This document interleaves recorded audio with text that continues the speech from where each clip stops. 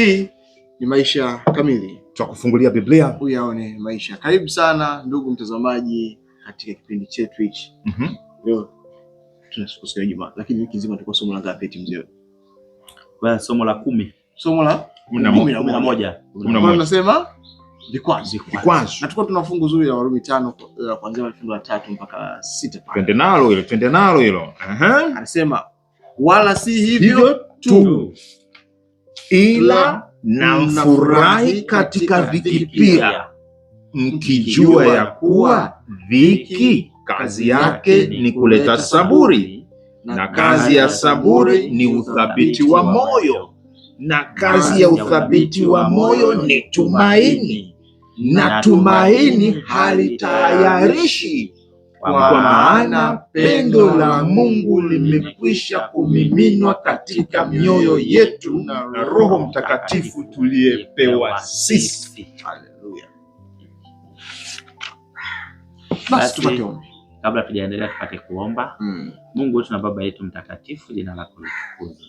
Tunakushukuru kwa masaa haya, maana umetuita tena ili tujifunze.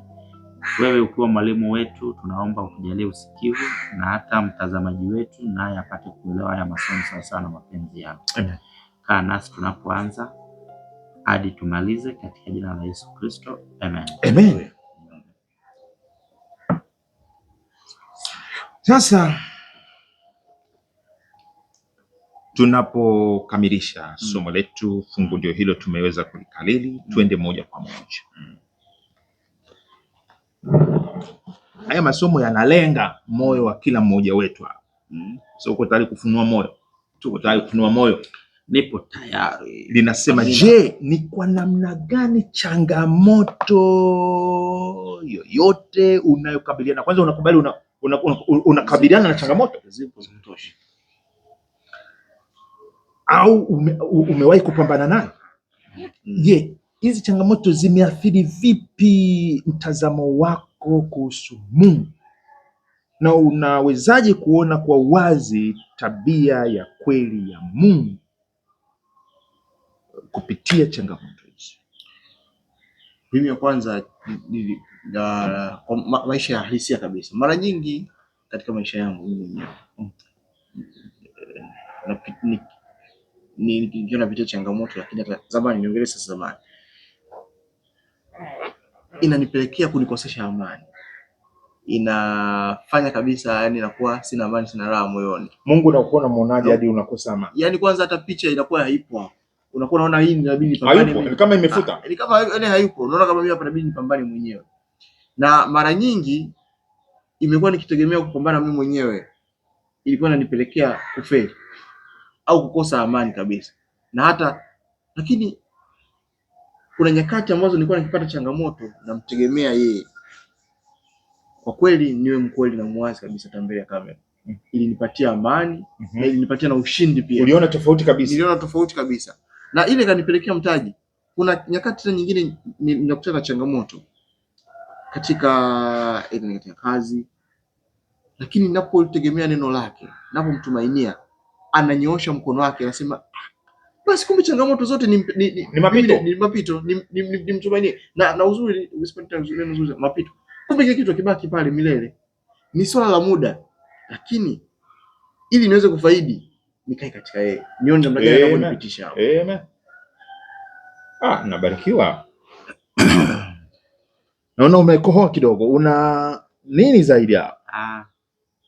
Tunaelezea changamoto na uzoefu katika changamoto tunazopitia. Tena mwanandoa kabisa wewe. Tena mwanandoa. Na baba watoto wangapi? Wawili. Baba na watoto wawili. Gadiel na Gabriel. Amen. Nami nijue. Mimi kinachonitia moyo ni pale ambapo nakumbana na changamoto, naona sijiwezi, hali ni ngumu, lakini kwa kadri siku zinavyokwenda mimi najiuliza kwamba nimepitaje pale, nimefikaje hapa. Kuna muda unasema hapa sitaweza, siku zinapita, na ukiangalia unajiuliza kwamba na ugumu ule nimefika hapa, nimefikaje?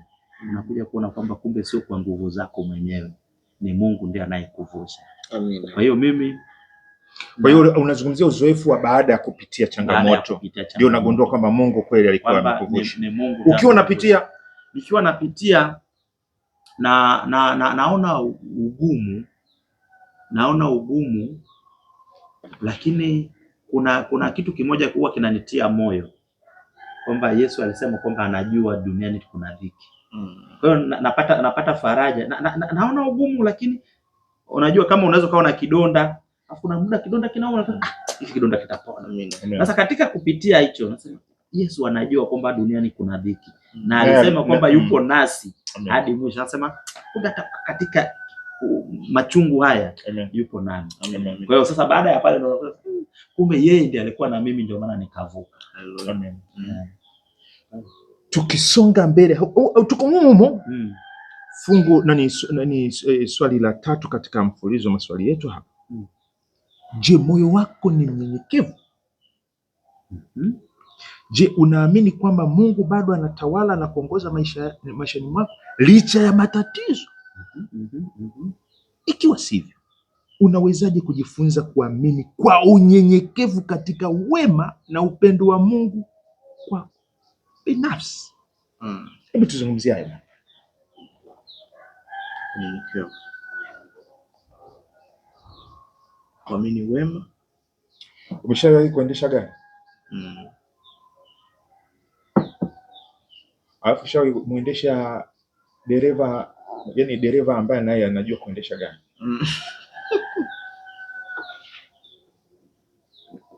Uzoefu upi ni rahisi, kuendesha mtu ambaye hajui gari au yule ambaye anajua gari? Bora uendeshe na mtu ambaye anajua gari. Bora uendeshe mtu ambaye hajui gari. Bora wewe muendeshe mtu ambaye hajui gari. Ajua gari. Kuliko muendeshe ambaye anajua. Kwanza mbona tunamwambia funga breki. Ile kama anakuongoza wewe. Yeye ndo anakuwa sasa ndo kama dereva sasa. Kwa hiyo nikakiburi kale nini? Nikakiburi. Tena kwanza kama najua kuliko yeye. Hebu ungefanya hivi pale ungepita ngenda haraka. Kwanza hata umshushe. Sasa kwenye maisha yetu ya kawaida hivi hatuoni kwamba mara nyingi tunapochanganyikiwa na changamoto za maisha ni kama tunatafuta kumsaidisha Mungu. Mungu, kwa nini umeruhusu? Sasa tuende kwenye swali la msingi hapa. Tunawezaje kujifunza kuamini kwa unyenyekevu katika wema na upendo wa Mungu kwetu binafsi? Tunawezaje? Kama ninavyosema, kwa wema, kwa unyenyekevu, kuamini. Yaani nichukulie nafasi kama ya mtoto. Unajua mfano Gadiel na Gabriel,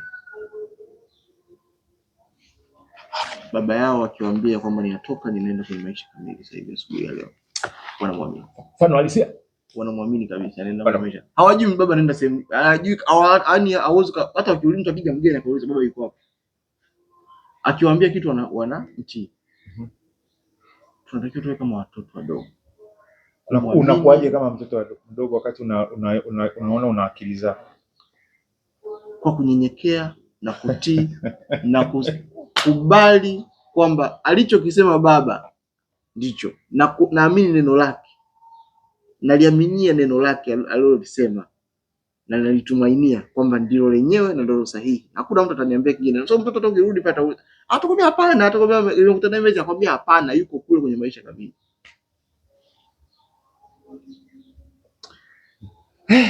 Amina, nashukuru. Napata na mimi. Wiki iliyopita tulijifunza vazi la gharama kabisa. Tukaona kwamba ni haki ya Kristo. Sasa ukimvaa sasa vazi lile ni pamoja na unyenyekevu. Kwa hiyo kitendo cha kuvaa tu lile vazi, wewe utakuwa mnyenyekevu. Na unavaaje unyenyekevu? Unavaaje unyenyekevu? Ni katika kumwamini Kristo. Kwa hiyo mwisho wa siku ni kwamba tuwe na imani. Huwezi kuwa mnyenyekevu bila imani. Yaani hapo tutakuwa tunasema kwamba tunacheza miigizo tumaini. Na kuamini ni kutenda. Ni kuvaa.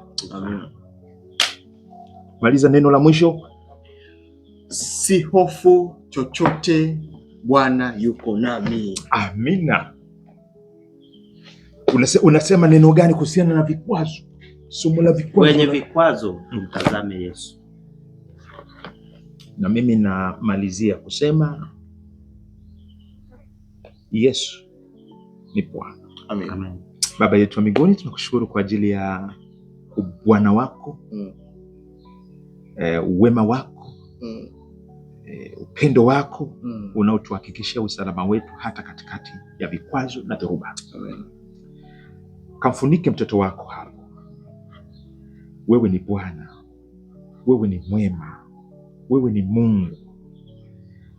Saidie kutuamini, patie kunyenyekea ili aweze kufurahia rehema zako, usalama wako hata katikati ya vikwazo. Ukatulete tena kwa uaminifu kwa masomo mengine, maana tunahitaji kukua zaidi katika ushirika na wewe. Ni katika jina la Yesu Kristo. Amen. Amen. Asante sana ndugu mtazamaji na kufuatilia kipindi chetu hichi. Tumefikia tamati somo la 11. Tunaingia somo la 12. 12. Kushiriki habari zake. Shiriki habari zake. Mimi ni Arnold Lubinza. Enos Makalindile. Nami Geoffrey Omondi. Hapa ni Dar es Salaam Temboni, karibu sana kijana. Amen.